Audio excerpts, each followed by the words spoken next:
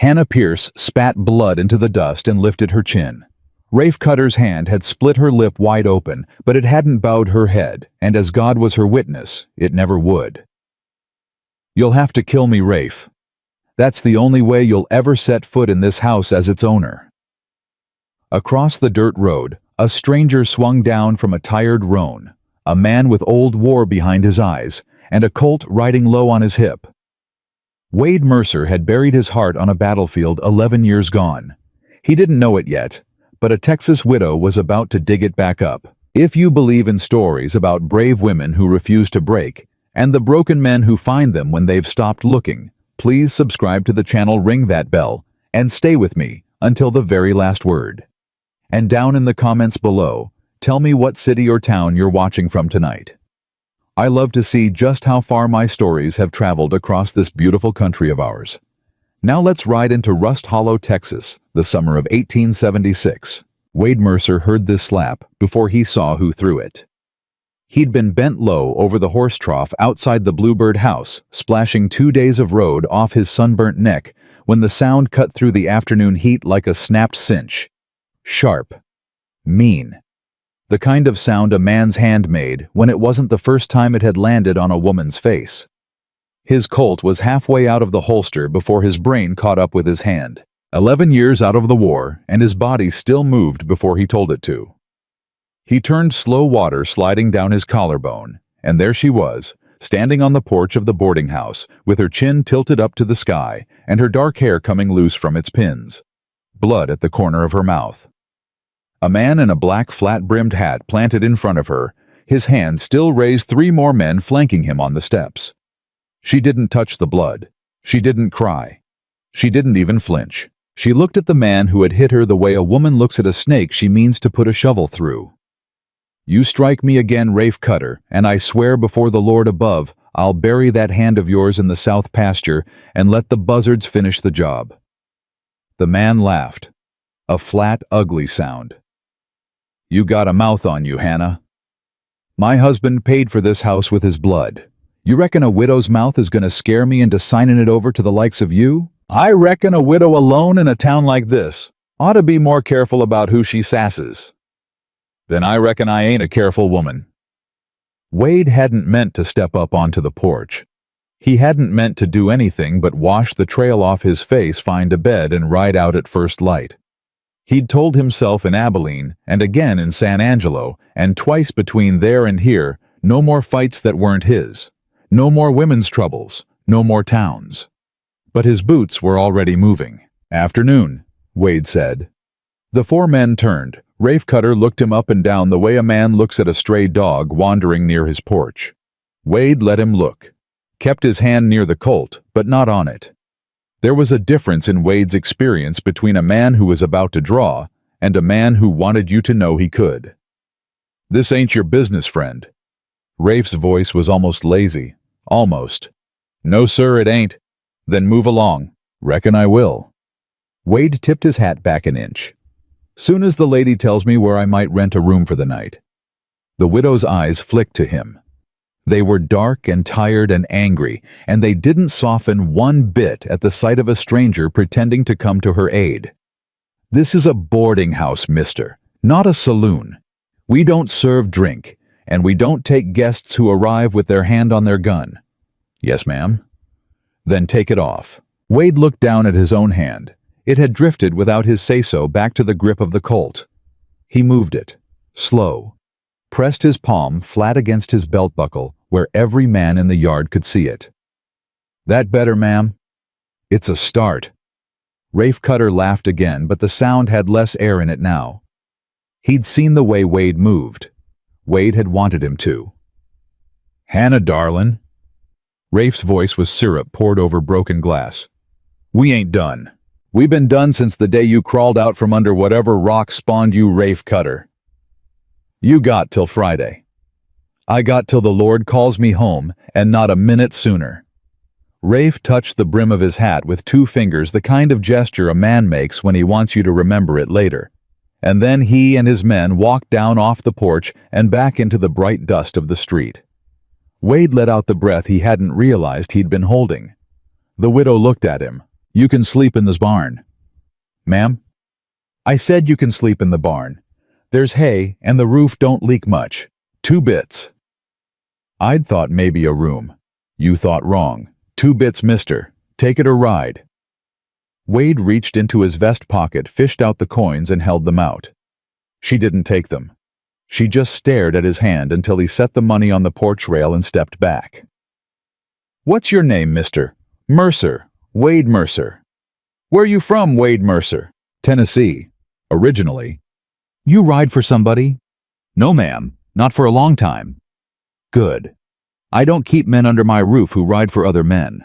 The barn's around back. There's a pump. Don't drink from the trough, the horses use that. She turned to go inside. The blood at the corner of her mouth had already dried in the heat. Ma'am? She paused with her hand on the door. Didn't turn. Yes, Mr. Mercer. You all right? A long second passed. Long enough that Wade wondered if she'd heard him. Then she said, soft as anything, I've been better, mister, but I've been worse too.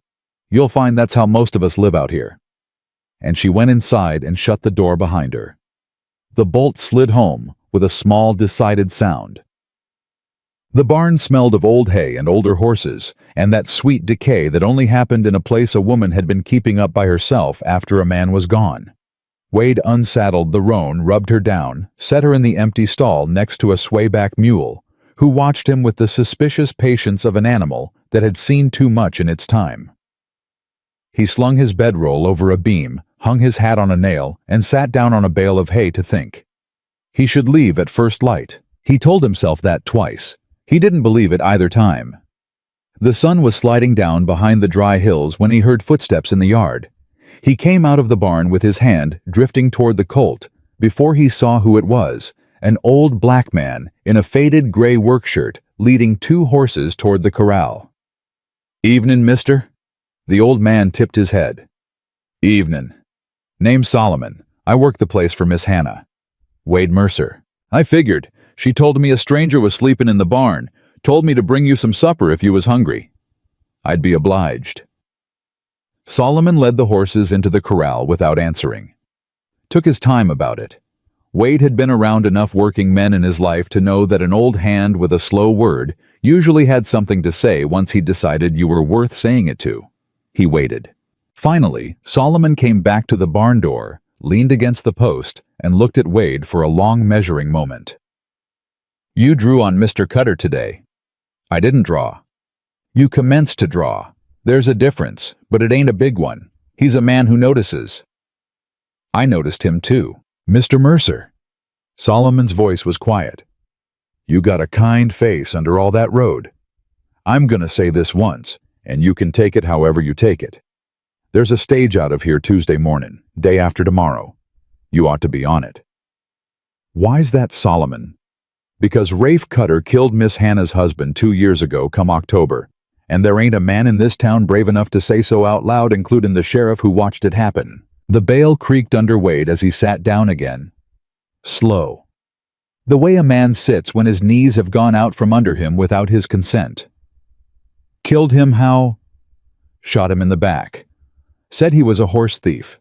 Pinned a bill on the body for the difference twixt what Daniel owed and what Daniel's life was worth, and sent the bill to his widow. Daniel. Wade was very still. Daniel Pierce. Solomon's head came up slow. You knew him. Wade didn't answer for a long moment. The barn had gone very quiet. Even the roan had stopped chewing. I served with a Daniel Pierce in the war, 65th Tennessee. He was a corporal, quiet boy, carried a tintype of his sweetheart in the band of his hat. Used to read me her letters at night when he couldn't sleep. Said her name was Hannah. Hannah from Galveston. Lord have mercy, Solomon whispered. He told me if anything happened to him. Wade stopped, swallowed, started again. He told me if anything happened to him, I was to find her, tell her, make sure she was looked after. And did you? He didn't die in the war, Solomon. He lived, came home. I figured my debt to him was paid the day I watched him climb on the train at Knoxville and ride east toward the woman he'd been writing letters to for 3 years. Then your debt ain't paid, mister. Your debt just got handed to you again. Wade sat with that. The hay was rough under his palms. The smell of the barn had become the smell of a field hospital outside Franklin in 1864, where Daniel Pierce had bled into Wade's coat and made him promise, and then against every prayer Wade had ever spoken, had lived to walk away. He had not been there for the second time the bullet came. He had not even known there was a second time. He stood up. "Solomon?" "Yes, sir." "Where's the missus?" "In the house, countin' her ledger. She does it every night around this time, whether the books are a comfort or not." "You reckon she'd care to know I knew her husband?" The old man considered him. There was something in Solomon's eyes, an old tired wisdom Wade had only ever seen in men who had outlived too many other men. "Mr. Mercer, I believe you'd best tell her tonight, 'cause if you tell her tomorrow after you've been around a day and she's started to take your measure, she's gonna feel like you held it back from her on purpose. And that woman has had the truth held back from her by enough men to last her 3 lifetimes." Wade nodded. He picked his hat off the nail.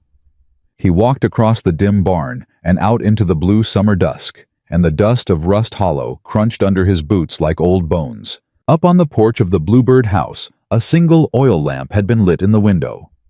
He could see her shadow inside, bent over a book, and the line of her shoulders was the line of a woman holding up a roof by herself. He climbed the steps. He raised his hand to knock. He stopped. 11 years he had carried Daniel Pierce's voice in his head. "Read me her letter again." Wade read me the part where she says about the bluebirds. And now he stood on the porch of a house she had named for a memory of a man Wade had not been able to save twice, and he did not know how to say his own name. He knocked anyway. The bolt slid back. The door opened a hand's width. Her face was in the gap lamplight on one side and shadow on the other, and her eyes were waiting.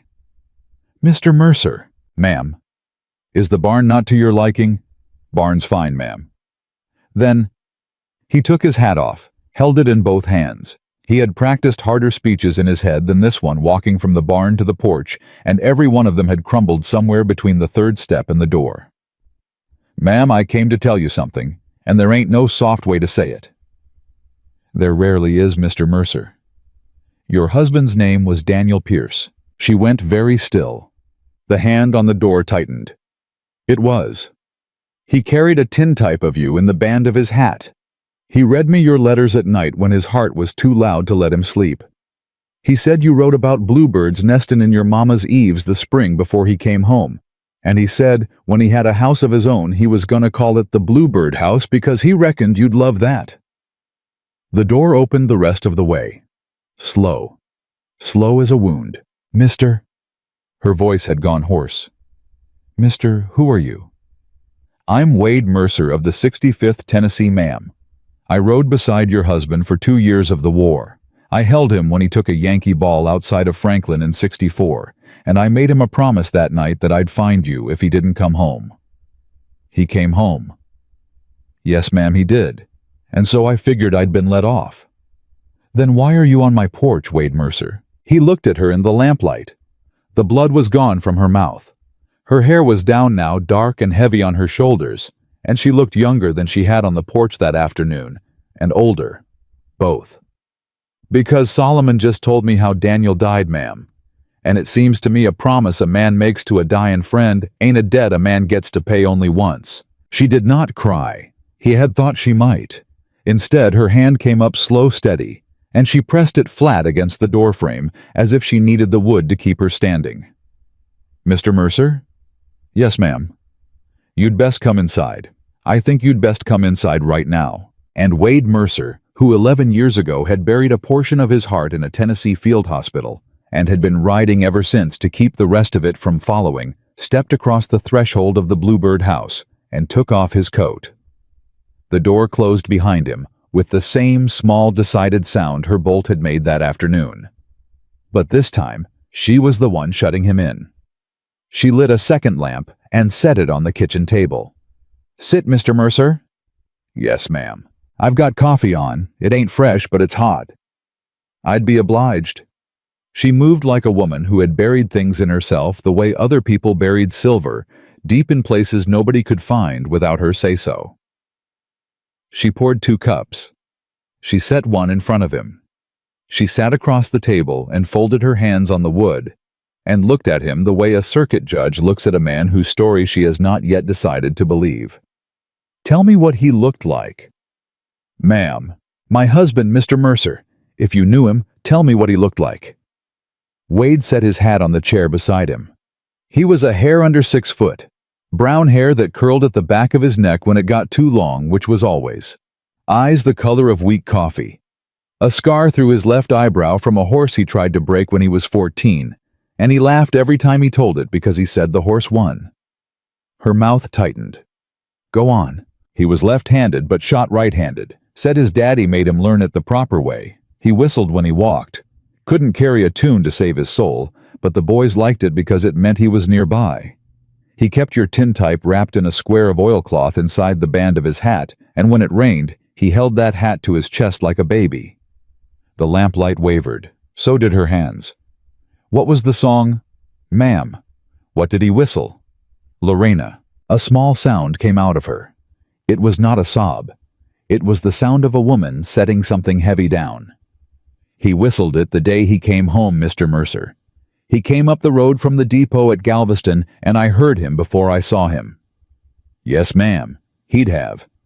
"How did you not come find me?" The question was not unkind. It was just a question. "He lived, ma'am. The promise was for if he died. I figured the Lord had let me off." Wade looked at his hands. "I did not figure on a man named Rafe Cutter." "No, none of us did." She was quiet a long time. Wade did not fill the quiet. He had learned in the war that some quiets had to be allowed to finish their work. When she spoke again, her voice had gone level. "Daniel bought this property in '73. 240 acres the spring on the north end, the orchard the house. He paid for it with the money his daddy left him, and a note from the bank in Austin for the rest. He worked it 3 years. He built that barn you're sleeping in with his own hands. He dug the well. He laid the porch." "Yes, ma'am." 2 years ago, come October, he rode into town to settle the year's note. He had the money in his saddlebag, $311. I counted it twice before he left the house, and he kissed me at the door, and he rode off whistling your Lorena. "Ma'am." He never made it to the bank, Mr. Mercer. Rafe Cutter and 2 of his men met him on the road. Cutter said Daniel's horse was a mare he'd lost 3 weeks before. Daniel said the mare was foaled on this property, and he had the papers in his vest. Cutter shot him in the back when he turned to fetch them. Wade's jaw moved. He did not speak. They took the $311. They took the horse. They took the papers in his vest, and they took the deed I had not yet had the sense to lock in the safe at the assayer's office. They left him in the road for a wagon to find. And the sheriff. The sheriff is Rafe Cutter's cousin's husband, Mr. Mercer. The sheriff wrote up a paper that said Daniel was a horse thief shot resisting a lawful citizen, and he sent me a bill for the burial. Lord. The Lord wasn't anywhere near that road, mister. Or if he was, he had his back turned. Wade's hand had gone to the coffee cup, and he found that his fingers had closed around it tight enough to whiten the knuckles. He let go. He breathed in. He breathed out. What does Cutter want now? The same thing he wanted then. He wants the spring. The spring. There's a spring on the north end of this property, Mr. Mercer. It's the only year-round water between Rust Hollow and the river. Every head of cattle in this valley either crosses my land to drink or pays me for the privilege. Rafe Cutter has 1,100 head of cattle and an ambition to have 4,000 by next summer. He cannot have 4,000 without my spring. And if you sign the deed, if I sign the deed, he gives me $150 and a stage ticket to wherever I want to go. He has been generous enough to mention that he'd recommend St. Louis. Generous? That was his word. She rose from the table. She went to the cupboard. She opened the lower door and took out a small tin box, and she set it down between them and lifted the lid. There were papers inside. A ribbon-tied bundle of letters. A man's pocket watch with its chain broken. A flattened lead ball dark with old blood. That's the ball they took out of his back. Doc Whitley gave it to me when he laid him out. He thought I ought to have it. Wade looked at the lead ball and did not touch it. "Why are you showing me this, ma'am?" "Because you came to my door tonight and told me my husband whistled Lorena Mr. Mercer, and there are 5 men in this town who would shoot you on sight if they knew you knew it. I am showing you what I keep in my cupboard so you understand that I do not show this to men I intend to send away in the morning." Wade's throat worked. "Yes, ma'am." "Will you stay?" "Yes, ma'am." "Through Friday." "Through whatever comes, ma'am." She closed the lid of the tin box. She set her hand flat on top of it. "My name is Hannah Mr. Mercer." "Wade, ma'am." Then we are introduced. The lamp on the table guttered, and she leaned forward and trimmed the wick with a small pair of scissors, and the light steadied between them like a thing that had been waiting to be tended. It was not yet 10 o'clock when the dog began to bark. Solomon kept an old red hound chained at the corner of the corral, and the dog had a voice for every kind of trouble: a coyote, bark a stranger bark, a snake bark, and Hannah was on her feet before the third bay had finished. "That's the rider bark." "How many?" "More than one." Wade was already moving. He took his Colt off his hip and checked the load by feel. He blew out the kitchen lamp. The room went black, and only the blue of the moon stood at the windows. "Hannah." "Yes." "Is there a back door?" "Through the pantry. It opens onto the kitchen garden." "Solomon's quarters." "The shed by the corral." "Get to him. Tell him to come in the house and bring the shotgun off the wall." "Wade." "Now, ma'am." She went. He heard the soft slap of her bare feet on the boards of the hall and the click of the pantry door, and then she was gone into the dark, and Wade was alone in the kitchen with the smell of cold coffee and the sound of horses coming up the road. He counted them by their hoofbeats. 4, maybe 5. They were not riding hard. They were riding the way men ride when they want a woman in a house to hear them coming and have time to soak in it. Wade went to the front window. He stood to the side of it. He thumbed back the hammer of the Colt. A voice came up out of the dark. "Hannah?" It was Rafe Cutter. "Hannah, darlin', I forgot to tell you something this afternoon. Come on out on the porch and I'll tell you now." Wade did not move. A horse stamped.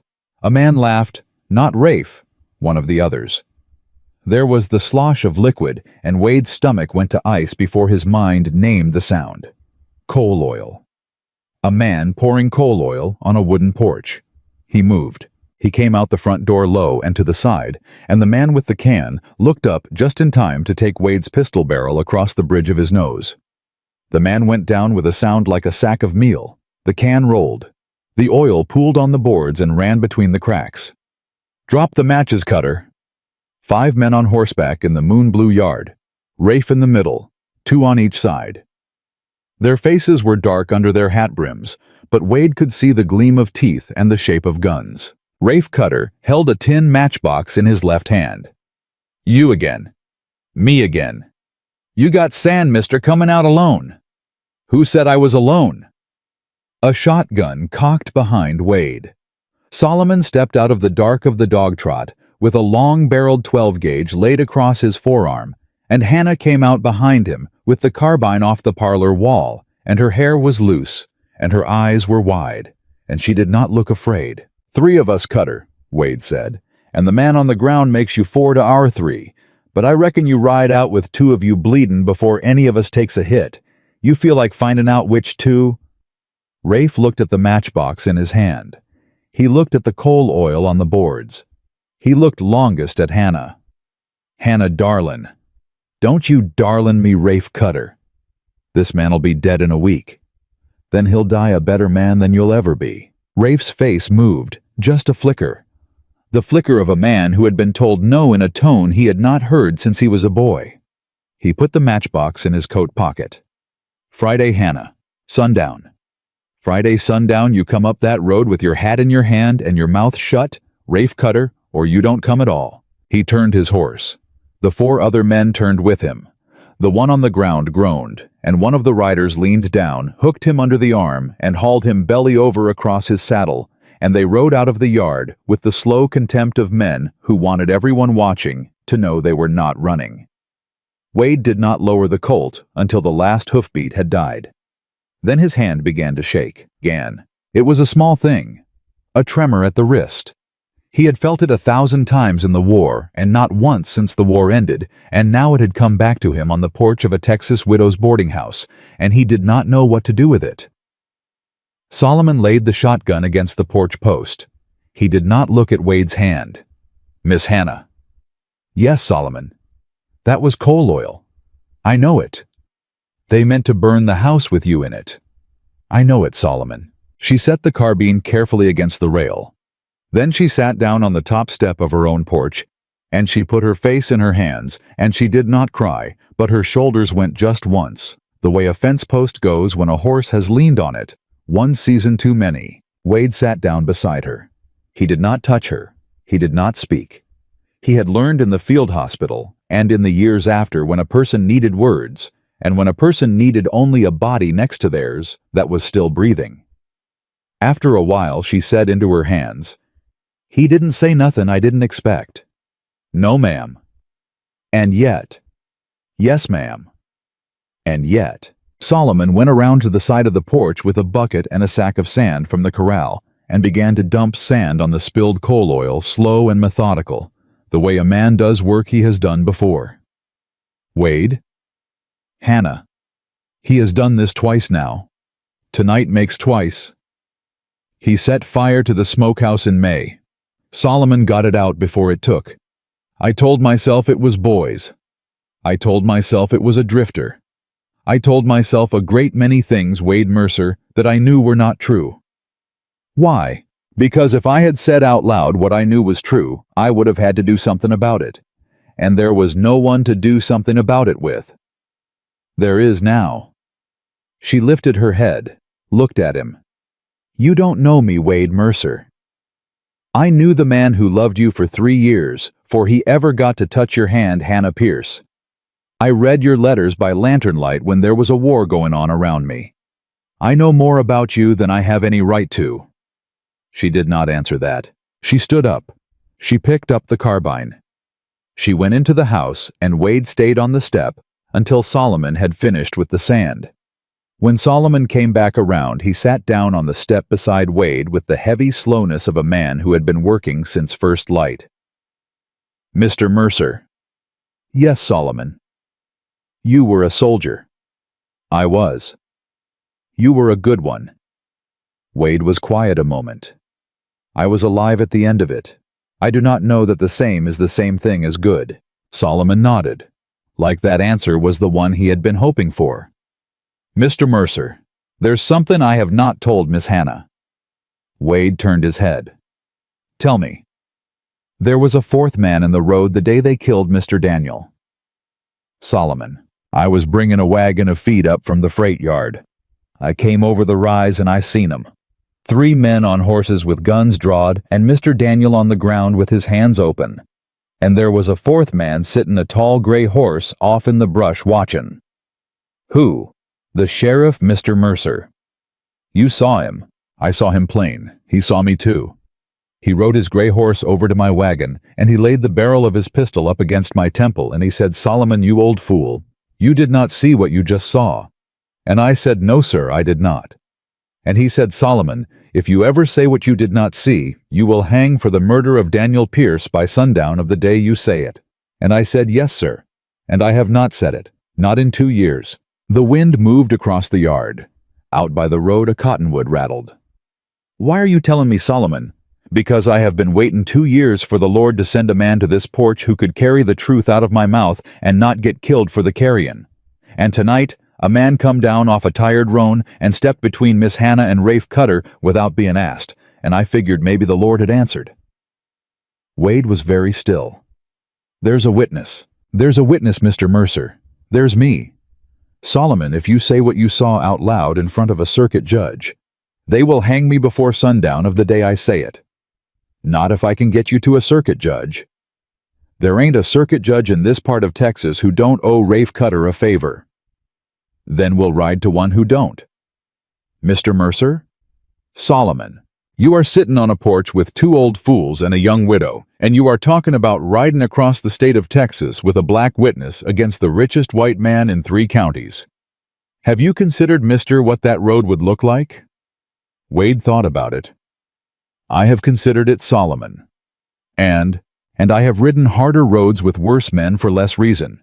And I made a promise to a corporal in a field hospital outside of Franklin, Tennessee 11 years ago. And that promise has come due in a way I did not expect, and I am going to keep it. Solomon looked at him a long moment. The old man's eyes were wet, but they did not spill. Mr. Mercer. Yes. There is one more thing. Tell me. The deed Mr. Cutter took off Mr. Daniel's body in the road that day. Yes. Was a copy. Wade turned his whole self toward the old man. Solomon. Mr. Daniel had the original. I know he did. He told me a week before he died, Solomon, if anything happens to me on the road tomorrow, you tell Hannah to look in the Bible. And the next day he died, and I told her, and she looked, and the deed was not in the Bible. Where is it? I have asked the Lord that question every night for 2 years, and I have not had an answer. But I will tell you this, Mr. Mercer. Rafe Cutter has been tearing this property apart for 2 years looking for it. Every fence post he can find an excuse to dig up.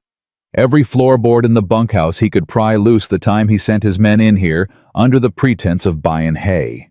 He has not found it, which means it is still here. And if we find it, for he does, then Miss Hannah owns the land in the eyes of the law, and Mr. Cutter owns nothing but a story he cannot prove. Wade stood up off the step. He stood a long moment looking out across the yard at the dark shapes of the corral and the barn and the cottonwoods along the creek. Somewhere behind him in the house a floorboard creaked, and he knew without turning that Hannah was standing in the dog trot listening and had been listening for some time. Solomon. Yes, Mr. Mercer. Tomorrow at first light we start looking. Yes, sir. And tonight you sleep on the kitchen floor with the shotgun. I'll take the porch. Yes, sir. Wade turned. He walked back toward the front door of the Bluebird house. Hannah was standing in the dog trot in her dress and her shawl, and the moon was on half her face, and he could not read her at all. She said very quiet, How much did you hear Wade Mercer? All of it. And what do you mean to do? I mean to find your deed, Hannah Pierce. And I mean to put Rafe Cutter in the ground or in a noose, whichever the Lord prefers. And I mean to do it for sundown Friday. She looked at him for a long second. Then she stepped forward and she laid her hand flat against the front of his shirt light, the way a woman lays her hand on a horse she is not yet sure of, and she did not say a word. She did not need to. 11 years he had been riding. He stopped riding right there. Her hand stayed on his shirt for the count of 3. Then she took it back slow and folded both her hands in front of her like a woman who had done something unintended and would not let herself do it again. Get some sleep, Wade Mercer. Yes, ma'am. You'll want it? Yes, ma'am.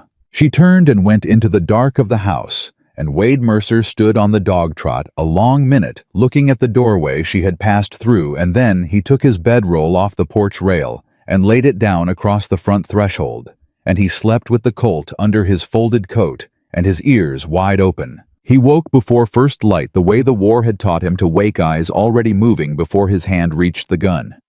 Solomon was building a fire in the kitchen stove. Hannah was at the back door pulling on a man's coat over her dress, and her hair was braided down her back the way a woman braids her hair when she means to work.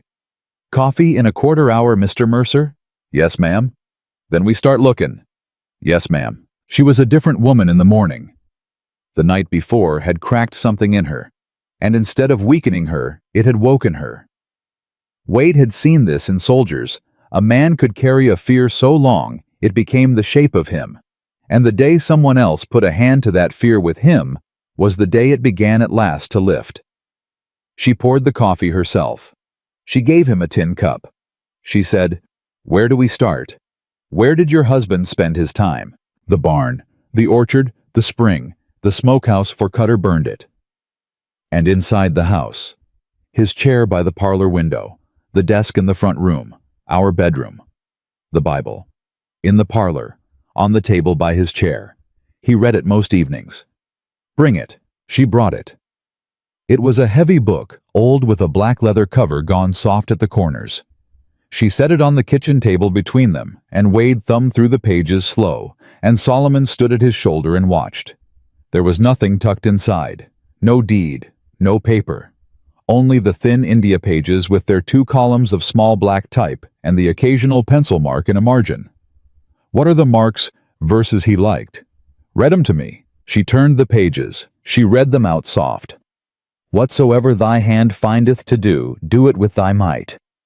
The wicked flee when no man pursueth, but the righteous are bold as a lion.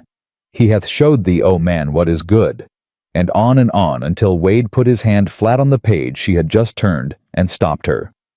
This one. The wicked flee when no man pursueth. Read the next mark. Whoso diggeth a pit shall fall therein. And the next. The stone which the builders refused is become the headstone of the corner. Wade lifted his eyes to her. Hannah. Yes. Where is your husband buried? She went very still. In the family plot, north end of the orchard, under the cottonwood. Did he build the headstone? Solomon and I did, after. Daniel had not had time. Was there a stone before it? She frowned. What do you mean? Did your husband ever set a stone in the orchard for he died, a marker? A cornerstone for something he meant to build? Solomon drew breath sharp enough that they both turned. Mr. Mercer. Yes, Solomon. There is a stone. Where? At the foot of the orchard, by the old wagon track. Mr. Daniel laid it the spring 'fore he died. Said he meant to build a spring house there one day, when there was time, when there was money. He laid the cornerstone himself. He would not let me help him with it. Hannah's hand had gone to her throat. Solomon, I have walked past that stone every Sunday for 2 years. Yes, ma'am. I have walked past it on my way to my husband's grave. Yes, ma'am. And it has been sitting there the whole time. Maybe, ma'am. Maybe not. We will not know till we lift it. Wade stood up. He drained his coffee. Let's go lift it. But they did not go to the orchard. Not yet. Because before they had crossed the kitchen, a horse came up the road at a hard run, and a boy's voice was shouting from the saddle before the horse had fully reined in. Miss Hannah, you got to come. Wade had the colt up before the boy was off the horse. He let it down again when he saw the rider, a thin, freckled boy of maybe 15, hatless in a shirt that had been white the day before, and was now smeared with something dark across the front. Caleb? Hannah was already on the porch. Caleb Hatcher. What is it? It's Pa, Miss Hannah. They came to the smithy last night, 3 of them. They broke his hand, ma'am. They broke his right hand. They said it was for shoeing your horses. The boy's voice cracked on the last word. He was trying very hard not to cry in front of strangers, and he was not quite succeeding. Hannah went down the steps. She put both her hands on the boy's shoulders. She said low, Where is your father now? Doc Whitley's. Doc says the bones is all wrong. Says he may not work iron again. And your mother? Sittin' with him. And you came to me. Pa said to. Pa said, tell Miss Hannah it ain't her doin'. Tell her she ain't to come into town. Tell her not to. But I rode anyway, ma'am. I rode anyway because somebody had to. Hannah closed her eyes. Just for a second. Her jaw moved like she was biting down on a word she did not mean to let out. When she opened her eyes, she said, Caleb, you go on inside. Solomon will give you breakfast. You are not riding back to town today. Ma'am, I got to. You are not riding back to town today, Caleb Hatcher. You are sitting at my kitchen table, and you are eating what Solomon puts in front of you, and you are staying under my roof until I say different. Is that clear? The boy looked at her. His mouth worked. Yes, ma'am. Solomon, see to him. Yes, Miss Hannah. She stood in the yard until the boy was inside. Then she turned to Wade, and her face had gone the color of ash. Wade, I'm here. He is hurtin' people who help me. Yes. He is hurtin' a blacksmith because that man put shoes on my horses. Yes, Hannah. What am I to do? Wade Mercer, you are to stand still a minute, and you are to breathe, and then we are to walk to that orchard and lift that stone, because you cannot help Tom Hatcher's hand by signing your land over to the man who broke it. You can only help him by putting that man where he cannot break another. She breathed. She breathed once, twice, 3 times. Then she walked past Wade toward the orchard without looking back, and Wade picked up a pry bar from the porch and followed her. The cornerstone sat at the foot of the orchard, the way Solomon had said. It was a flat slab of caliche limestone, set level into the dirt, half grown over with bunch grass. Daniel Pierce had laid it there with his own hands the spring of '75, and had told no one but his wife, and not even her, until now in the slow backward way the dead sometimes have of speaking. Wade set the pry bar under the edge of it. Hannah, yes. It may not be here. I know. It may have rotted in the ground. I know. It may be that all we find is dirt. Wade Mercer lifted the stone. He lifted the stone. It came up with the slow grunt of caliche, letting go of clay, and underneath it set down into a small hollow. Daniel Pierce had dug himself, was a tin biscuit box, wrapped twice in oilcloth. Hannah went to her knees in the orchard grass. She did not say a word. She lifted the box. She unwrapped the oilcloth. She lifted the lid. And inside, lying flat against the bottom of the tin, was a folded paper sealed with red wax, and on the wax, pressed in by Daniel Pierce's thumb, the spring before he died, was the print of a man's thumb, whose owner could no longer claim it. Wade. Yes. It's the deed. Yes. It's the original deed. Yes, Hannah. She pressed the paper to her chest. She did not cry. The not crying of her was harder to watch than crying would have been. He knew, she whispered. He knew something was coming.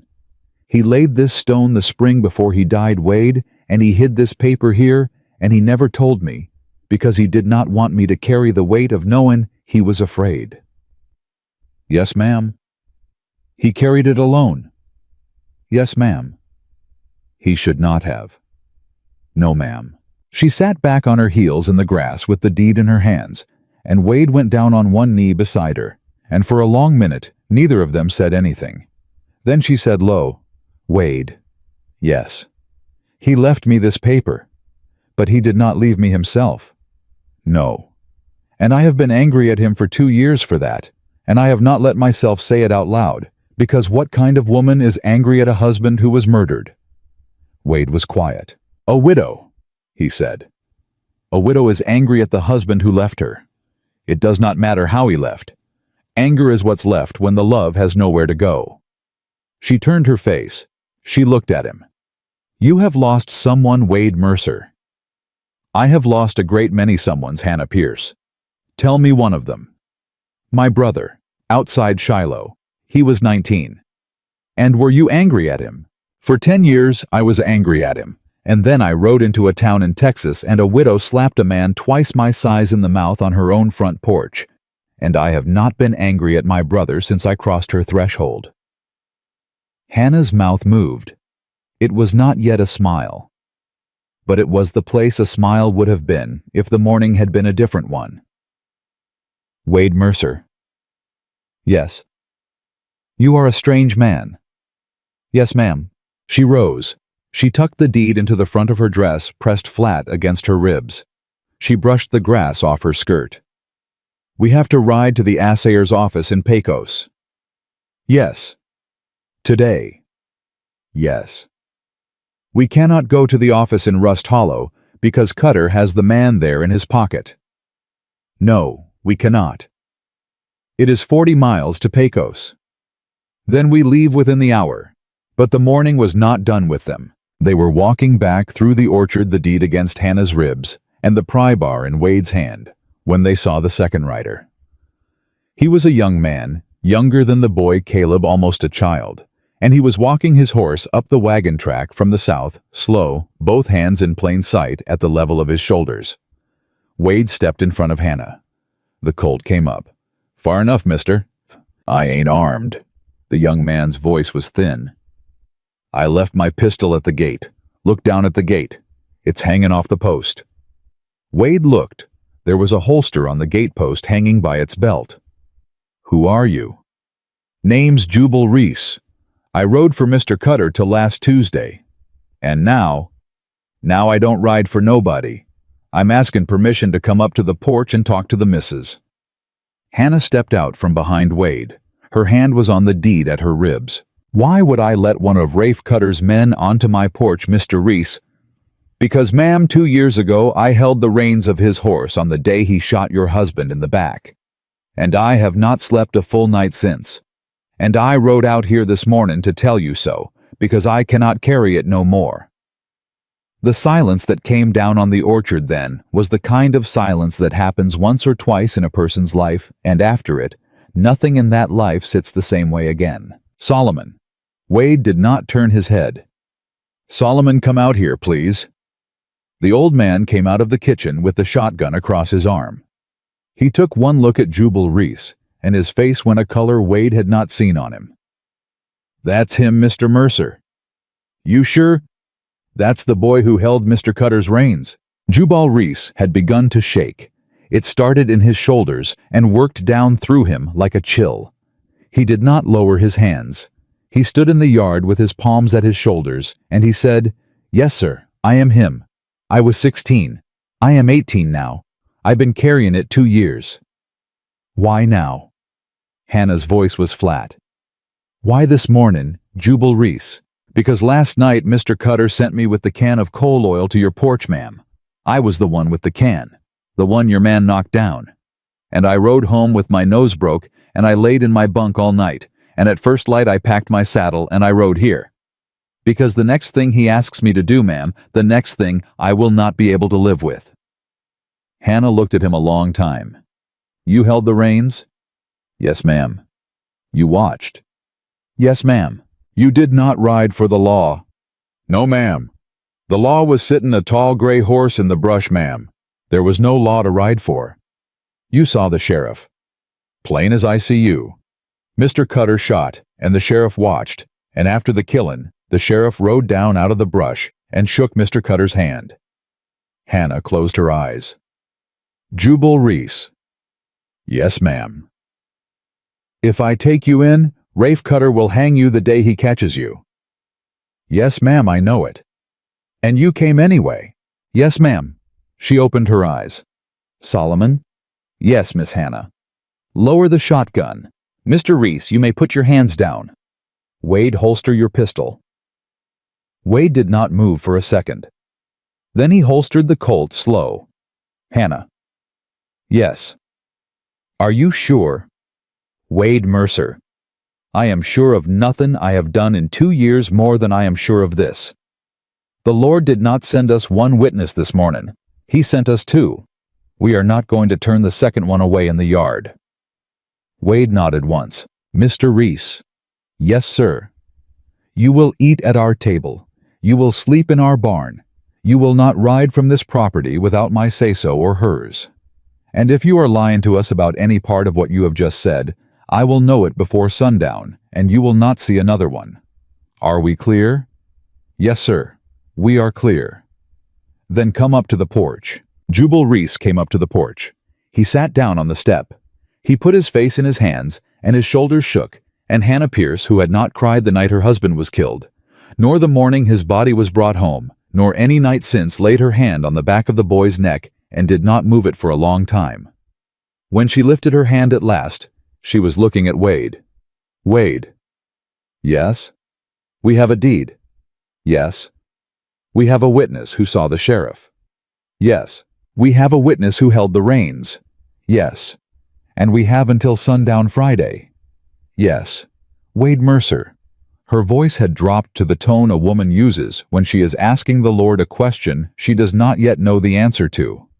"Can 3 of us with 1 boy and 1 old man and a freshly cut witness ride 40 miles to Pecos and back through Rafe Cutter's country with the law against us and the road watched and live to put our papers in front of a circuit judge?" Wade looked out across the yard at the barn where his roan was stamping for grain, and at the orchard where Daniel Pierce was buried under a cottonwood, and at the road that ran south toward Pecos, and 40 miles of country owned by a man who had broken a blacksmith's hand for the crime of shoeing a widow's horse. He thought a long time before he answered. "Hannah." "Yes." "I ain't sure we can, but I am sure of one thing, and you may take it for what it is worth." "Tell me." There are men who have tried to put me in the ground for 11 years, and not one of them has yet managed it. And I do not intend for the first to be a Texas cattleman with a sheriff in his pocket and a coal oil can in his hand. Not while you have a deed at your ribs and 2 witnesses on your porch and a promise on the table that I made to your husband 11 years ago in the dark." She looked at him. "Wade?" "Yes." "That is not an answer to the question I asked." "No, ma'am, but it will do." She turned. She walked into the house with the deed pressed against her ribs and her braid down her back, and Wade Mercer stood on the porch of the Bluebird house with 2 witnesses, an old hand and a 15-year-old blacksmith's son in his kitchen, and he set his jaw in the shape it had taken on outside Franklin in 1864, and he began to count the hours until they could ride. Behind him, somewhere down the road toward Rust Hollow, a single rifle shot cracked across the morning air. It was very far off. It was not far enough. The bullet hit the doorpost 3 inches from Wade's left ear and buried itself in the pine. He had Hannah by the shoulders and on the floor of the porch before the splinter had finished falling. "Down, stay down." "Wade?" "Down, Hannah." Solomon was already inside the house, shotgun up, calling for Caleb and Jubal to crawl away from the windows. Wade lay flat against the boards with his arm across Hannah's back and his cheek to the porch dust, and he listened. No second shot came. "That was a warnin'." His voice was low against her ear. "How do you know?" "Because if he'd meant to hit me, he'd have hit me. That was a man telling us the road is watched." "From where?" "Ridge across the south pasture. Half a mile, maybe more. He has a Spencer or a Sharps, and he is good with it." "How good?" 3 inches off my head at half a mile is good, Hannah Pierce." She turned her face toward him on the boards. They were close enough that he could feel her breath on his jaw. "Wade?" "Yes." "He could have killed you." "Yes." "He chose not to." "Yes." "Why?" "Because Rafe Cutter wants me alive till sundown Friday. He wants me to know I cannot ride out. He wants you to know it too." Her hand fisted in the dust on the porch. "Then we ride out tonight, Wade." "Yes, ma'am, we do." They crawled back into the house on their bellies. Solomon had Caleb pressed flat to the kitchen floor, and Jubal Reese sitting with his back against the stove, white as a sheet, his bandaged nose still seeping where Wade's pistol barrel had laid him open the night before. "Solomon." "Mr. Mercer." "Is there another way off this property than the south road?" The old man did not answer for a moment. He set the shotgun against the wall, careful, and he looked at Hannah, and Hannah nodded. "There is Mr. Mercer. There's a wagon trace runs out the north end of the orchard past Mr. Daniel's grave and through the cottonwood breaks down into the dry creek. The creek runs west about 4 miles before it comes out on the old freight road to Pecos. It ain't no road for a wagon, but 3 riders who knew their horses could make it." "Is the trace watched?" "It is not on any map I ever seen, Mr. Mercer. Mr. Daniel cut it himself the second year. Said he wanted a way out. His neighbors did not know about." "Did Cutter ever ride it?" "Never, sir. Cutter does not ride this property in summer. He is afraid of the heat." Wade looked at Hannah. "Then that's our road." "Wade?" "Yes. I am going with you." "I know you are. I would not insult you by asking you to stay." She blinked. Just once. As if she had not expected to be answered like that, and the answer had taken something out of her she had been holding ready for a fight. "Thank you." "Don't thank me. We have not made it to Pecos yet." The plan came together fast. Solomon would saddle 4 horses, Wade's roan, Hannah's bay mare, Solomon's own gelding, and the swayback mule for Jubal Reese, and they would ride out at dusk through the orchard trace. Caleb Hatcher would stay behind with the carbine, and the parlor shotgun locked in the cellar with the dog and a note pinned to the front door of the Bluebird house saying that the missus had taken to her bed with a fever and would receive no callers until Sunday. "Caleb." "Yes, ma'am." "You will not open that cellar door for any voice but mine, Mr. Mercer's or Solomon's. Not your father's, not Doc Whitley's, not the sheriff's, not the Lord Almighty's. Are we clear?" "Yes, Miss Hannah." "If we are not back by Sunday morning, you are to ride for the Hatcher kinfolk in San Angelo, And you are to tell them Rafe Cutter killed Daniel Pierce and Hannah Pierce both, and you are to tell them where the deed went." The boy's eyes filled. He did not let the water spill. "Yes, ma'am." "Good boy." She kissed him on the forehead, the way a mother kisses a son she is not sure she will see again, and the boy went down into the cellar with the dog and the shotguns, and Hannah slid the bolt home behind him with her own hand. They left at the last grayness of dusk. The orchard trace was narrower than Wade had pictured, and the cottonwoods grew close enough overhead that a rider had to bend low across the saddle to keep his hat. Solomon rode point. Hannah rode second with the deed buttoned inside the front of a man's wool shirt under her riding coat. Wade rode third, the Colt loose in the holster, the Henry rifle across his thighs. Jubal Reese came last on the swayback mule, bareheaded, his hands tied loose to the saddle horn, not because Wade did not trust him, but because the boy had not slept in 2 days, and a man who had not slept in 2 days could fall off a mule without meaning to. A quarter mile into the trace, Solomon raised a hand. They reined. He pointed slow up to the south ridge. Wade followed his finger.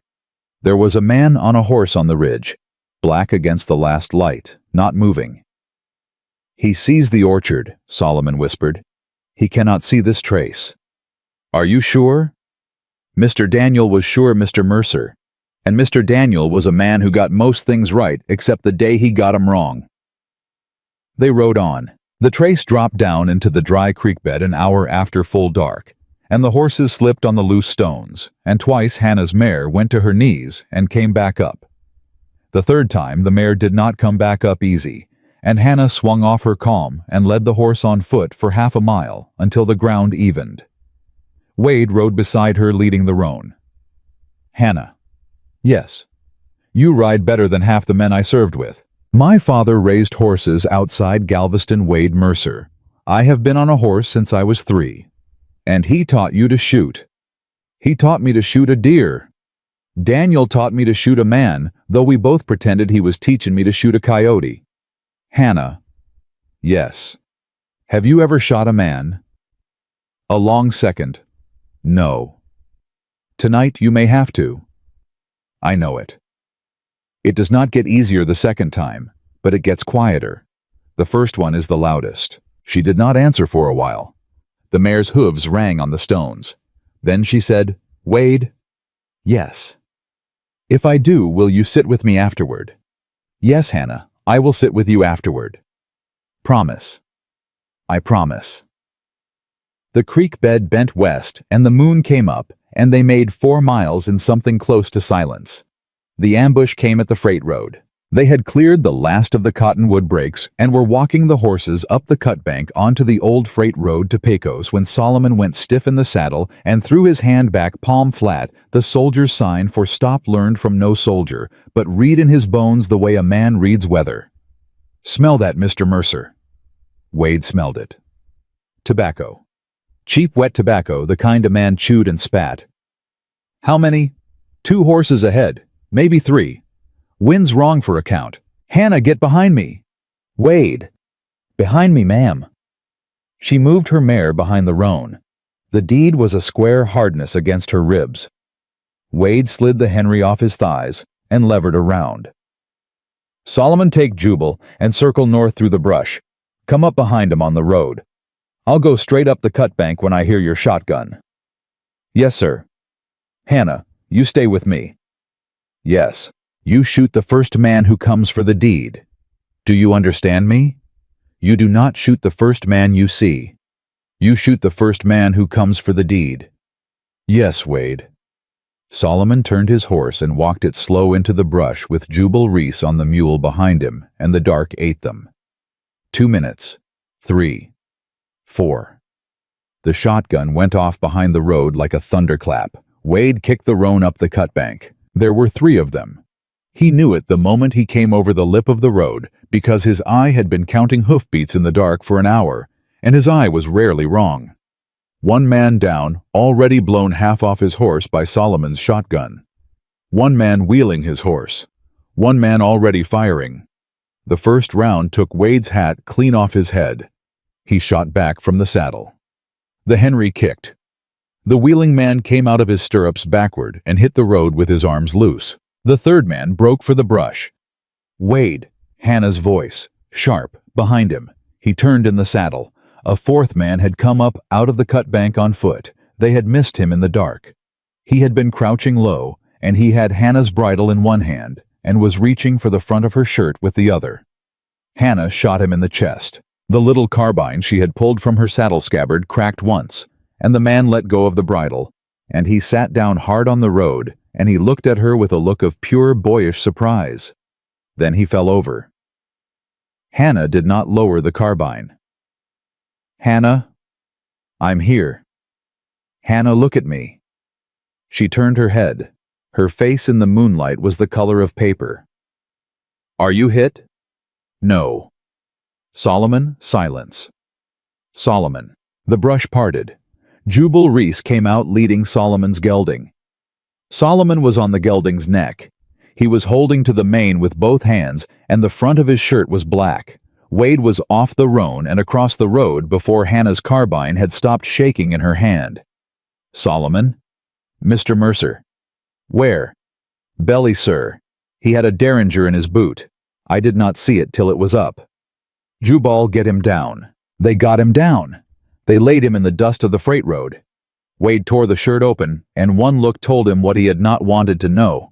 And Solomon, who had been a hand on cattle ranches for 40 years, and a freight driver for 10, before that knew the look on Wade's face, the way a man knows weather. "Don't you waste your bandages on me, Mr. Mercer." Solomon: "Don't you waste 'em. Put 'em on the missus when she needs 'em, or on yourself. You are gonna need 'em for Friday." "Solomon, you old fool." "Mr. Mercer." The old man's hand came up and caught Wade's wrist. The grip was already weak. "Mr. Mercer, listen to me. There ain't time." "I'm listenin'." The judge in Pecos is a man named Aaron Hollister. He came up from Tennessee after the war. Mr. Daniel met him once. Mr. Daniel said he was a hard man but a fair one. "You go to him, sir. You do not go to the marshal. You go to the judge." "Yes, Solomon." And Miss Hannah. Hannah was on her knees in the dust on the other side of him. Her hand was on the side of his face. "I'm here, Solomon." "Miss Hannah, you tell that man Daniel Pierce was the best white man I ever rode for, and you was the best white woman. Solomon, don't you? And you tell Mr. Daniel when you see him that I held to my promise. I never said what I saw on that road, not till a man come who could carry it. You tell him I held. I'll tell him, Solomon. You tell him yourself, ma'am. You tell him in your own time, long time from now. You hear me?" "Yes, Solomon." He smiled. He did not smile often in life, and the smile was very small. "Mr. Mercer." "Yes, sir." "I have rode with cowards, and I have rode with brave men, and I have learned in 40 years to tell the difference in the first hour. You ride for that woman to Pecos, mister. You ride for her like she is the last thing left." "I will, Solomon." "Yes, sir." His hand went slack in Wade's. Hannah did not cry then. She did not cry as Wade lifted the old man's body across the saddle of his own gelding and lashed him on. She did not cry as Jubal Reese stripped the dead men of their guns and ammunition and left them in the dust of the freight road, for whatever road dust roads at night. She did not cry as they rode the last 12 miles into Pecos, with Solomon's body riding beside her, and the deed pressed flat against her ribs. She cried at the edge of the town in the dark when the lights of Pecos came into sight at last, and Wade reined up beside her and said, "Hannah, we're here." She put her face against the mare's neck, and her shoulders went, and Wade did not touch her. He let the grief have her for the count of 200. Then he laid his hand on her back between the shoulder blades, and he said, "We are not done, Hannah Pierce. I know. Solomon did not die for us to be done. I know Wade. Lift your head." She lifted her head. "We are going to find Aaron Hollister. We are going to put that deed in his hand. We are going to put Jubal Reese on a witness stand, and we are going to ride home and bury Solomon next to your husband under that cottonwood, in that order. Yes. Are you with me? I am with you, Wade." They rode into Pecos at midnight. Judge Aaron Hollister kept rooms above the dry goods store on the main street, and the woman who answered the door, his sister. A widow herself, gray-haired and sharp-eyed, took one look at the three of them on the landing and at the body across the gelding in the street below, and she said, "Get inside, all of you, now." Aaron Hollister was a tall man in a worn black coat, 60 years old, with a mouth that did not smile and eyes that missed nothing. He listened to Hannah Pierce for 40 minutes without interrupting. He read the deed. He examined the wax seal and the thumbprint pressed in it. He asked Jubal Reese 7 questions and watched the boy's face on each answer. Then he stood up from his table and went to the window and stood there a long time, looking out at the dark street of Pecos. "Mrs. Pierce." "Yes, Your Honor." "Your husband was murdered. Your land was stolen. Your blacksmith's hand was broken. Your hand and I will say this. Plain has held against a tide that would have broken most men I have known." "Thank you, Your Honor." "I am not finished, ma'am." "Yes, sir." He turned from the window. His face was flat as a coffin lid. "Rafe Cutter rode into Pecos this afternoon." The room went very still. "He is sleeping tonight in the Drovers Hotel 2 streets over. He arrived at 4 o'clock with 6 men and a letter from the Territorial Governor's office in Austin appointing him interim water commissioner for the Upper Pecos drainage. The letter is signed. The seal is real. I have seen the letter myself, because the man who delivered it stopped at my chambers first as the law requires." Wade rose to his feet. "Your Honor." "Sit down, Mr. Mercer." Wade sat down. "The letter does not give Rafe Cutter title to your land, Mrs. Pierce. It gives him the authority to manage water rights on the Upper Pecos drainage pending adjudication. It is an administrative document. It is not a deed." Then, "But," the judge held up a finger, "it does give him the authority to enter your property without a warrant to inspect water sources. It gives him the authority to fence the spring on your land pending final disposition. It gives him the authority, and Hannah Pierce, you listened to me, to do almost everything he was already doing, under color of law, until I rule on your case." Hannah's mouth opened, closed. "How long, Your Honor?" "I can hear your case Monday morning, 8 o'clock. And in the meantime?" "In the meantime, ma'am, you have until sundown Friday." The room was silent. Then Wade Mercer began very softly to laugh. It was not a laugh of mirth. It was the laugh of a man who had been told by the universe one too many times that the road was longer than he had reckoned, and had run out of any other response. "Your Honor." "Yes, Mr. Mercer." "Cutter is in this town." "He is." 2 streets over." "Yes."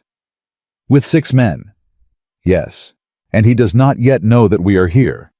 "He does not." "And if I were to walk over to the Drovers Hotel right now, Mr. Mercer, and call him out into the street?" "Mr. Mercer." "Yes, Your Honor." "You will not call any man out into any street in this town tonight. You will sleep 3 hours in my sister's spare room. You will rise at 4. You will ride out the back of this town with this widow and this witness and this body in a wagon, and you will be home before sundown tomorrow.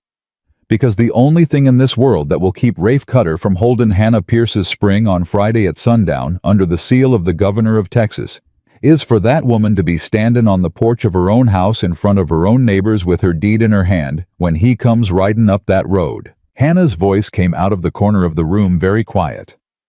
"And if he comes riding up that road with 20 men, Your Honor, then Mrs. Pierce, you will need every man in this room and a few more besides, and you will need them by sundown Friday, and the Lord will need to be on your porch with his sleeves rolled, because I cannot get a marshal to your county before Saturday noon."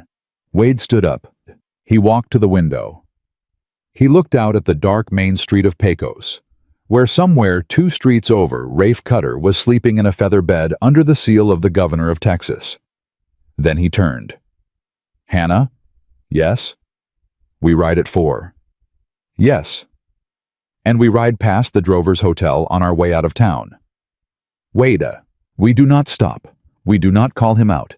We ride past slow enough that the man on the porch sees us, and we tip our hats to him, and we let him ride home behind us, thinking he has the upper hand.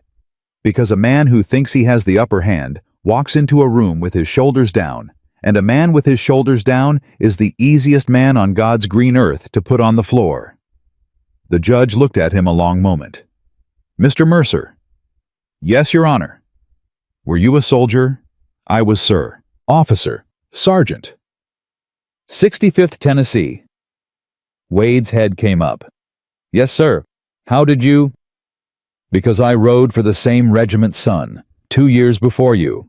I left Tennessee in '62 for reasons I do not care to explain in front of a widow and a boy, but I knew Daniel Pierce's daddy. Hannah's hand had gone slow to her mouth. Your Honor, Mrs. Pierce. The judge's voice had changed. It was not the voice of the bench anymore.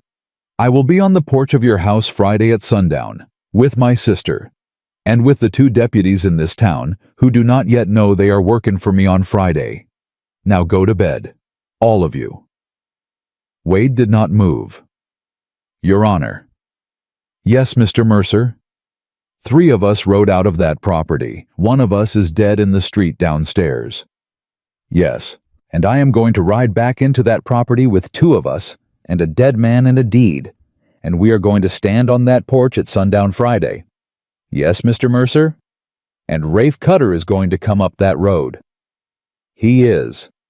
And he is going to bring more men than I have. He is. And we are going to win your honor. The judge looked at him. The judge said very quiet, Sergeant Mercer, I have known many men who said they were going to win, and I have buried most of them. But I will tell you this, son. The ones who won, every man jack of them said it the way you just said it. Now go to bed. Wade went to bed. He did not sleep.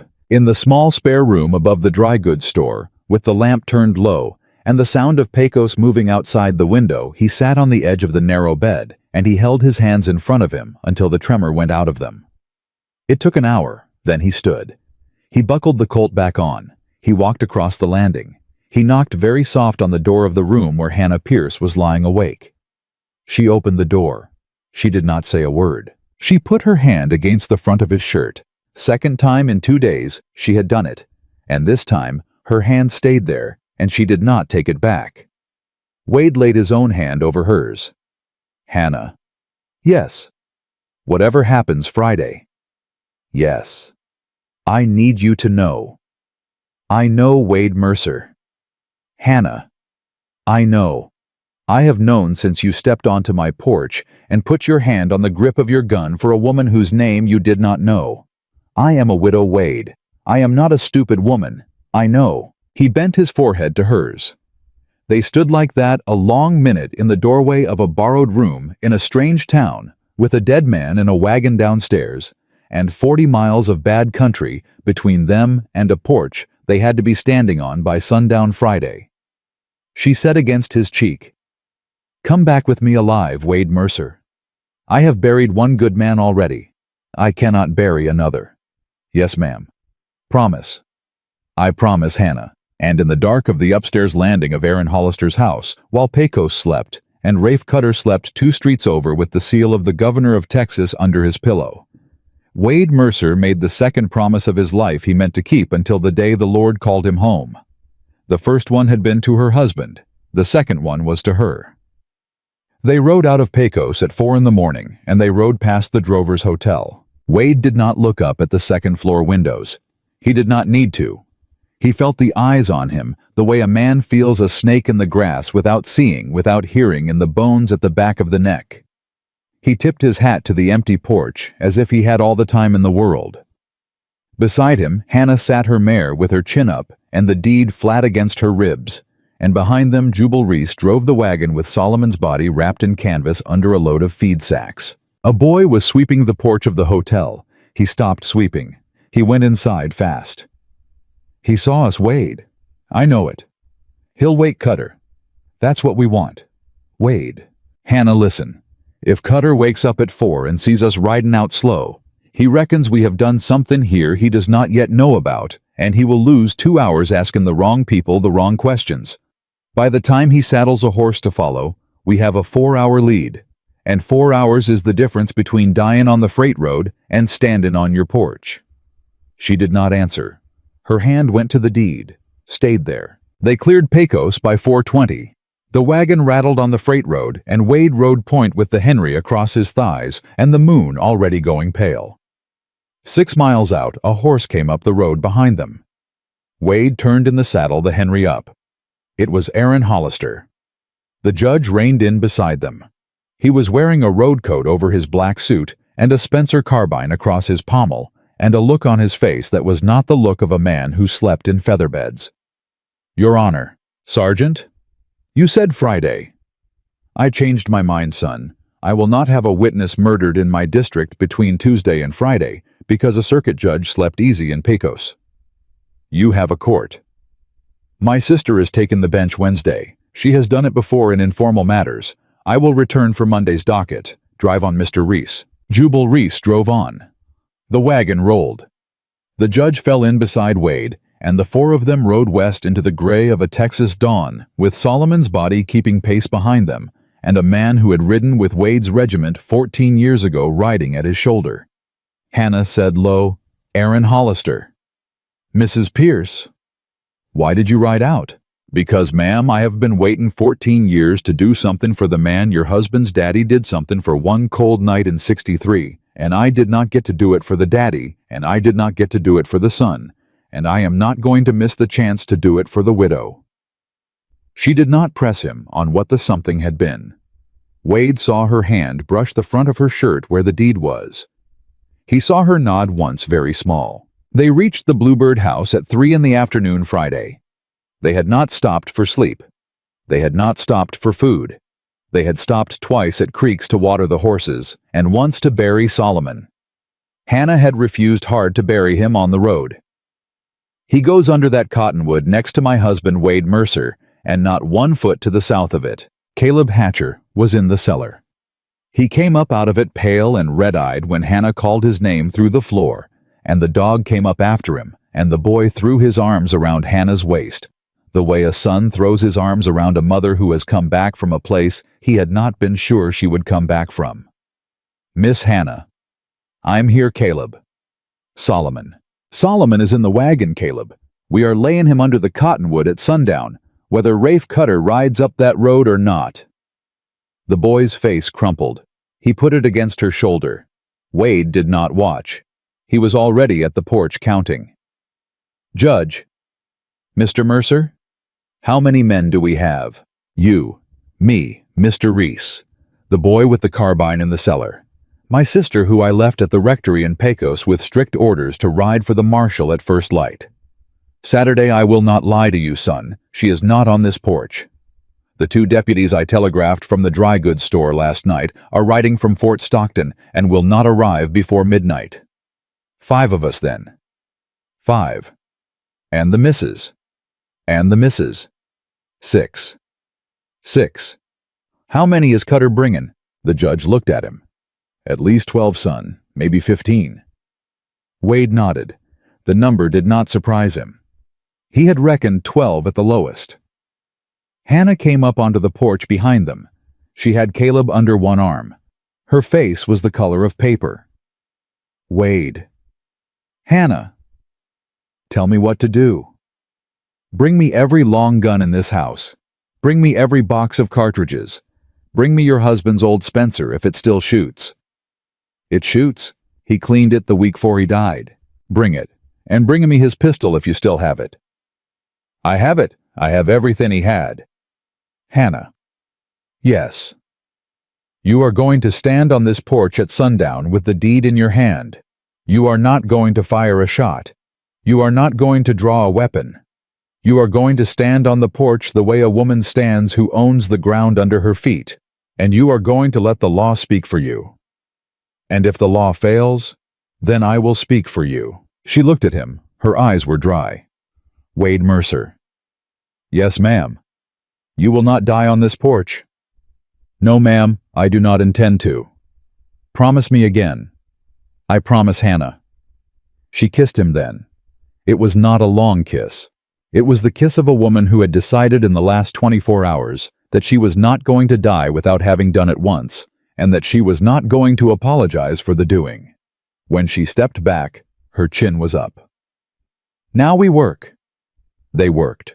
The judge took the south porch with his Spencer. Jubal Reese took the loft window of the barn with Daniel Pierce's old carbine. Caleb Hatcher took the cellar window with the parlor shotgun with strict orders not to fire unless a man came within 10 feet of the house. Wade took the front step with the Henry across his knees and the Colt loose in the holster. Hannah took the porch. She put on a clean dress, dark blue, the dress she had worn to bury her husband. She braided her hair the way Daniel had liked it down her back, and she pinned it with a tortoiseshell comb that had been her mother's. She tucked the deed into the front of her dress where the cloth was thickest, and over the dress she belted on her husband's gun belt, not because she meant to fire it, but because Daniel Pierce had bought that belt the year they were married. And there was no reason on God's earth Daniel Pierce should not be on this porch with her at sundown. She came out the front door. She walked past Wade. She stood at the top of the porch step with her hands folded in front of her. Wade? Yes. I am ready. Yes, ma'am. Are you? Yes, Hannah. I am ready. The first horse came around the bend at 6 minutes past sundown. Then the second. Then the third, and then in a long line on the road with the last red light of the day on their hat brims and on their gun barrels came the rest. Wade counted as they rode. 12, 13, 14. At the head of the column rode Rafe Cutter. At his right hand rode the sheriff of Rust Hollow. The column reined up at the gate. Rafe Cutter looked at the porch. He looked a long time. He looked at Hannah Pierce in her dark blue dress with her dead husband's gun belt around her waist, and at Wade Mercer on the front step, and at the judge in the deep shade of the south porch, and his face moved. It moved the way a face moves when a man has walked into a room and found that the floor he was counting on is gone. Hannah. Rafe. You are alive. I am Rafe. You will note it. I sent 4 men to the freight road. You sent 4 boys, Rafe Cutter, and 3 of them are dead in the dust between here and Pecos, and the 4th is sittin' in the loft of my barn, with his nose broke, and a rifle in his hand, and he will testify before God and the bench tomorrow that you held the reins of your own horse the day you shot my husband in the back. The sheriff's hand moved toward his pistol. Sheriff? Aaron Hollister's voice came out of the south porch quiet level. You will not draw that weapon. The sheriff turned his head. He saw the judge. He saw the Spencer. His hand went very slow away from the pistol. Your Honor. Sheriff Coleman, you will dismount. You will lay your sidearm on the ground. You will walk to the gatepost, and you will sit down with your back to it, and you will not move. Your Honor, this is... Sheriff Coleman, you are under arrest for the murder of Daniel Pierce. You will dismount, or I will shoot you off your horse, and I will sleep tonight on a clean conscience. Choose. The sheriff dismounted. He laid the pistol on the ground. He walked stiff-legged to the gatepost. He sat down with his back to it. Rafe Cutter watched him sit. Then Rafe Cutter laughed. It was a small, dry laugh. The laugh of a man who has not yet understood that the ground is gone.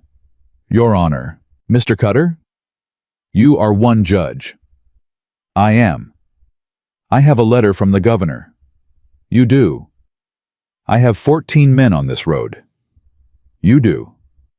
You have a widow, a soldier, and an old man on a porch. I have a widow with a deed in her hand. Mr. Cutter, that predates your letter from the governor by 3 years, and I have 2 witnesses who will testify in my courtroom on Monday morning that you murdered her husband on a public road in front of a sworn officer of the law. And I have a federal marshal riding from Fort Stockton who will be at this gate by midnight. Now you may turn your horse and ride off this property, Mr. Cutter, and surrender yourself at my chambers in Pecos by Monday at 8 o'clock, or you may sit that horse and reach for your pistol. And I will end this matter on a porch in front of God and these witnesses, and I will sleep tonight on a cleaner conscience than I slept last night. Rafe Cutter sat his horse a long time. His men sat their horses behind him. They did not look at each other. They did not look at him. They looked all of them at the porch where a woman in a dark blue dress was standing with her hands folded in front of her, and a deed against her ribs, and where a man on the front step was holding a Henry rifle across his knees, with the easy stillness of a man who had been holding rifles in his lap since before half of Cutter's men had been old enough to ride. Wade Mercer did not move. He spoke once, very quiet. so quiet that only the men in the front row could hear him. "Boys," 3 of Cutter's riders lifted their heads. "You all know who I am. Some of you have heard the name, some of you have not. I rode for the 65th Tennessee for 2 years, and I rode for hire for 9 years after from Kansas to Sonora, and I have not lost a man I stood beside in 14. I am telling you this because I want you to ride home tonight and sleep in your own beds. I am not the man you want to die for $14 a week. Ride." 2 of the riders in the back of the column turned their horses. A third followed. Rafe Cutter's head came around fast. "Hold!" The 4th rider turned anyway. The 5th. By the time Cutter's voice cracked the second time, half his column had broken. Not at a run, not in fear, but in the slow, embarrassed way men turn when they have been told the truth out loud and cannot pretend any longer that they had not heard it. They rode back down the road toward Rust Hollow without looking at each other, and the dust of their leaving rose up between Cutter and the porch like a curtain falling on a play that had run too long. 5 men were left at the gate, then 4. The youngest of them was already turning his horse. Then 3. Rafe Cutter sat his horse with 3 men. Then his face, which had been the face of a man who owned a town, became the face of a man who had just remembered he was a man. He did the thing Wade had been waiting for him to do. He went for his pistol. Wade shot him out of the saddle. The Henry came up off Wade's knees, and the round took Rafe Cutter through the right shoulder and spun him backward off his horse, and he hit the dust of his own gait, and he lay there with his pistol 2 feet from his hand, and his chest heaving, and his 3 remaining men sat their horses and did not move a muscle. "Drop your guns, boys," Wade said. "Real slow." They dropped them. "Now ride." They rode. Rafe Cutter lay in the dust at his own gate and looked up at the porch of the Bluebird house with the eyes of a man who had been told all his life that he was a king and had just at 52 years of age learned otherwise. Hannah Pierce came down off the porch. She walked across the yard. She walked through the gate. She stood over Rafe Cutter, and she did not draw the pistol on her hip, and she did not raise her hand against him, and she did not spit. She looked at him a long minute. Then she said quiet, "Rafe." "Hannah, my husband whistled Lorena the day he came home from the war, and he whistled it the morning you killed him on the road, and you did not even hear the song. That is the part of you I cannot forgive, not the killin'. The killin' was greed, and greed is an old story, but you did not even hear the song. Hannah, you are going to live, Rafe. The judge will see to it. You are going to stand a trial, and you are going to hang at the end of it, and the last thing you will hear is a man whistling Lorena somewhere behind you, because I will pay a man to whistle it, and I will pay him well." She turned. She walked back across the yard.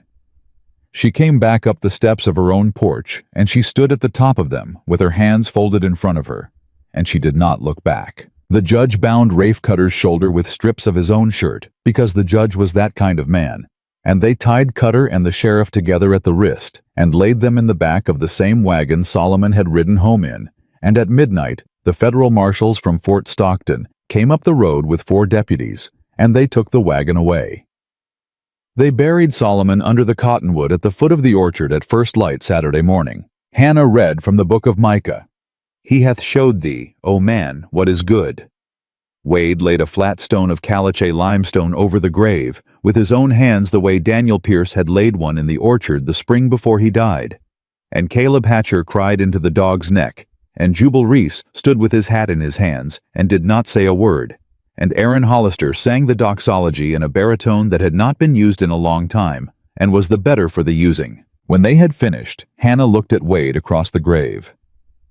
"Wade Mercer." "Yes, Hannah." "You promised me you would come back alive." "Yes, ma'am." "You did." "Yes, ma'am." "Now you have to make me one more promise." "Tell me." "You have to promise you will not ride." He looked at her. The morning was very still. "Hannah, I have buried my husband in this orchard, Wade. I have buried Solomon in this orchard.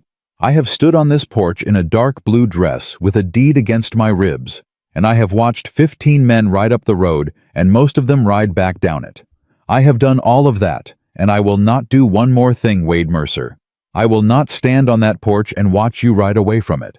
Hannah, Hannah, you promised Daniel you would find me. You found me. You promised yourself 11 years ago in a field hospital in Tennessee that you would not stay anywhere. I am asking you to break that one. Stay. He was quiet a long minute. Then he stepped around the grave. He took her hands. He held them between his. Hannah Pierce. Yes, I came down off a tired roan 4 days ago to wash the road off my face. I have not put my foot back in a stirrup since, unless you were on the horse next to me. I have been ready to stay since the moment you told me to sleep in the barn for 2 bits, and I have been more ready every hour since. I will not ride. I will sleep in this house. I will mend the smokehouse. I will plant the south pasture in winter wheat the way Daniel meant to. I will sit at this kitchen table every morning and drink the coffee you pour me, and I will do it for as many mornings as the Lord gives me. Will that do, ma'am? She looked at him. She said, It will do, Wade Mercer. It will do. And she put her face against his chest in the orchard above her husband's grave, and for the first time in 2 years and 4 months, Hannah Pierce wept, and it was not the weeping of a woman who had lost something, but the weeping of a woman who had finally allowed herself to keep something. And the difference between the two is the difference between the night and the morning. Rafe Cutter hanged in Pecos on a cold Tuesday in October. The sheriff hanged the same day. Aaron Hollister presided over both trials and slept easy for the first time in 14 years on the night they were done. Jubal Reese testified in a clean shirt with his hand on the Bible and his voice steady, and afterward he rode west, and he wrote Hannah a letter from Tucson, the spring after telling her he had found work on a horse ranch and had not held the reins of an evil man's mount since the day he had ridden up her wagon track. Caleb Hatcher's father's hand healed crooked, but it healed enough to lift a hammer, and the smithy of Rust Hollow rang again before the first frost. Caleb himself grew up on the Bluebird house. He called Hannah Mama by the second Christmas, and he called Wade Mercer Pa by the third, and neither one of them corrected him. Wade and Hannah were married the following spring under the cottonwood at the foot of the orchard, with Aaron Hollister officiating and the dog as the only witness who needed no chair. Hannah wore her mother's tortoiseshell comb in her hair. Wade wore the same coat he had ridden into Rust Hollow in because Hannah had told him, Wade Mercer, "You will wear the coat I first laid eyes on you in, or you will not get a wife at all." He wore the coat. He kept the coat. 41 years later, when his great-granddaughter found it in the cedar chest at the foot of the bed, the bullet hole through the brim of the hat that lay beside it had not yet been mended, and the lead ball Hannah had once kept in a tin box in her cupboard had been wrapped in oilcloth and laid in the coat pocket nearest the heart, and a small folded letter in a man's careful hand had been pinned to the lining, and the letter began, "To whoever finds this, my name was Wade Mercer, and I was the second luckiest man who ever rode into Texas. The first was Daniel Pierce. He had buried his heart on a battlefield in 1864. A widow in a dark blue dress had dug it back up, and it had beaten strong and true and faithful every single day from the afternoon she slapped Rafe Cutter on her own front porch until the morning. The Lord called Wade Mercer home in his own bed in the Bluebird house, with her hand in his, in the summer of 1917. 41 years to the week from the day he had first heard a slap cut through the heat of a Texas afternoon and reached for his Colt before he had known her name.